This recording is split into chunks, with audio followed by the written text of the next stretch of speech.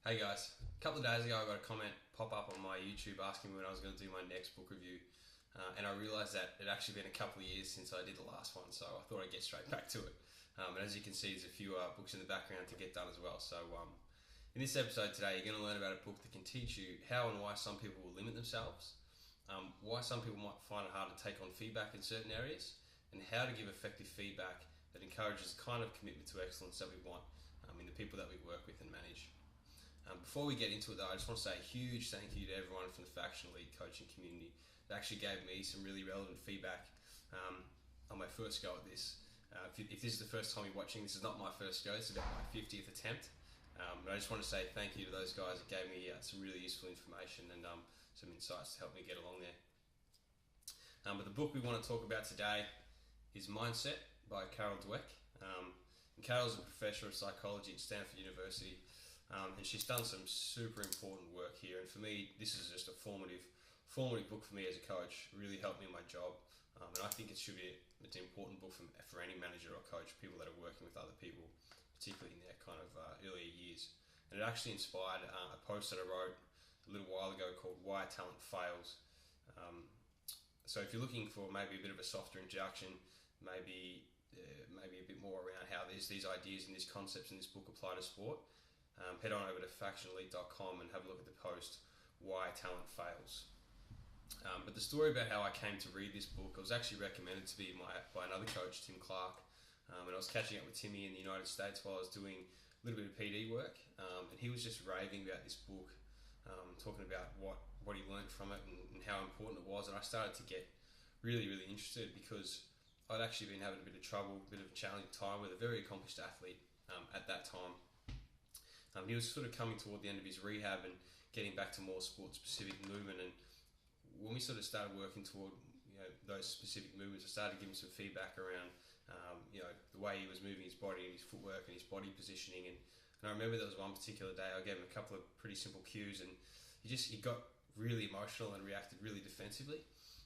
And I was a little bit confused about how I could be misinterpreted, and because the way he sort of looked at me was a completely irrational response. So I really wanted to understand what was sort of underneath this, or what was the mechanism driving this response, and how we could sort of work our way around it so this guy could keep improving. And this book, Mindset, really helped me to understand that and also spot some of these things in other athletes as well, so I could work with them in a different way. So the focus of the book is it's really about feedback and how we give it and how we frame it, and what impact that has on people's belief systems and their subsequent behaviour. So in summary, it's really about how we praise people, and when we praise people for the outcome, they begin to develop a fear of failure because they believe that without creating the outcome, they're not actually valuable.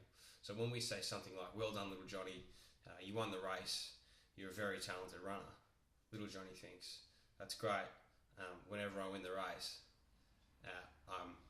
I'm valued, and also my talent equals value, and so if I don't win, I'm not talented." So what happens is people start to sort of work their way away from challenging situations that can help them grow because they don't want to experience what they perceive to be a painful sort of situation of failure.